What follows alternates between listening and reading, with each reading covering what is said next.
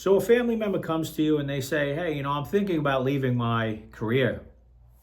And your instinct is immediately respond with some form of advice, right? Maybe it's to shut them down right away. Maybe you get nervous. Well, what do you mean you're going to leave your career? Like, well, what are we going to do? How are we going to make money? Or maybe it's to encourage it. Hey, that's great idea. Yeah, chase your dreams. Go for it. The moment we give advice is when we stop listening to them.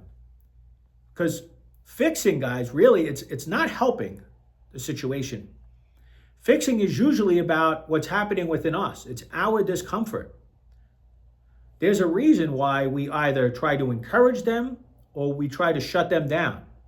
And it has more to do with us than it does with them. Uncertainty, when we hear it, such as leaving a job, leaving a career, can kick up a lot of big emotions for us, right? A lot of fear.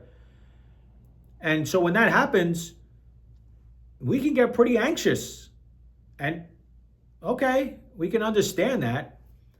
But jumping in and giving advice right away is often a way that you're just trying to calm your system down, right? It's maybe to reduce the tension between you two in that moment. Maybe you just want to feel useful with your spouse, with your loved one, of being like, hey, you can come to me with this stuff. Look at me, I have the answers. But someone is not getting what they need when you jump in and try to solve it for them. And because we feel uneasy, we rush in. We rush in to try to solve it, to try to make sense of it, to somehow, some way reassure ourselves. Even when we try to encourage people, we think we're just trying to encourage them, but it could be coming from a place within us that we just aren't really quite sure what it is. And when somebody else feels like they've been given it unsolicited advice, they might shut down. Maybe they get angry and frustrated, and then you're sitting there going, wow, here I am. They came to me. I'm trying to help them out, and they're shutting down on me, or they're getting angry and annoyed with me. Like what's their problem? Like, don't come to me for help then, right? But what we don't realize in those moments is we're taking ownership away from this other person. They're their own person. They're allowed to come to us and share these thoughts. And we can withstand hearing them bring this stuff up of wanting to make a huge decision like leaving a career. It hasn't been made yet. The decision is not finalized. Right now, it's just a thought. But we feel like if we don't give advice, something bad might happen, right? The reality is, if we give advice too early and we jump in and do this, we're actually breaking trust with this other person, because they might not want to continue to come back to us and share some of these thoughts that they have with us.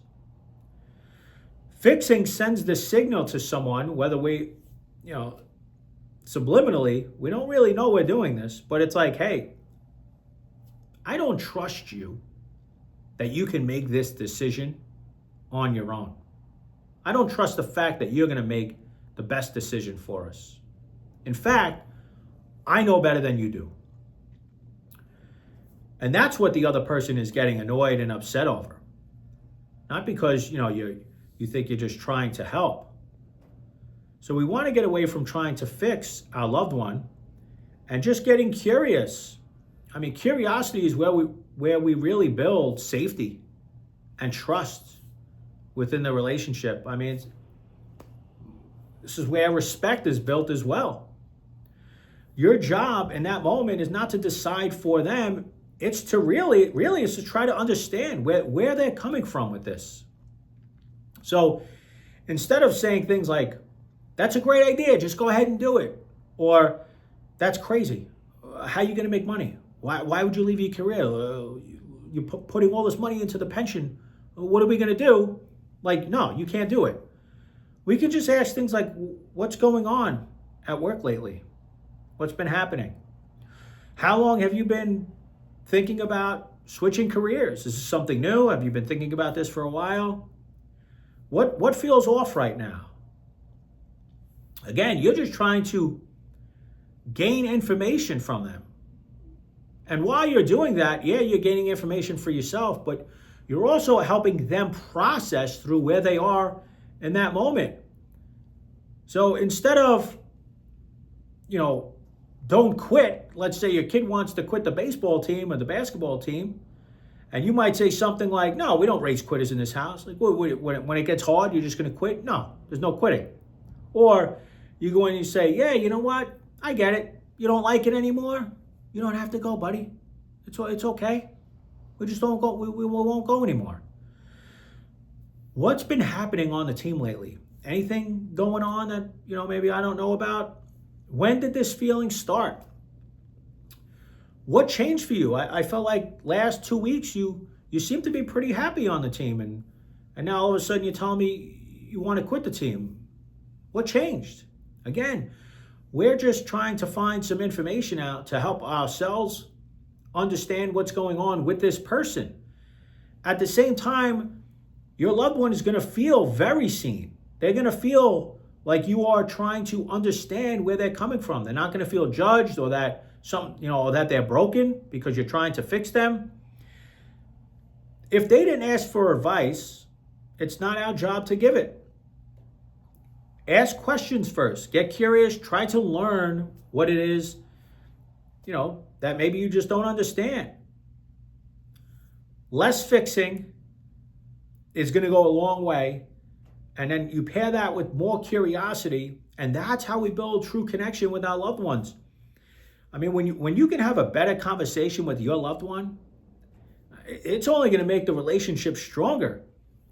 So let people hear themselves think.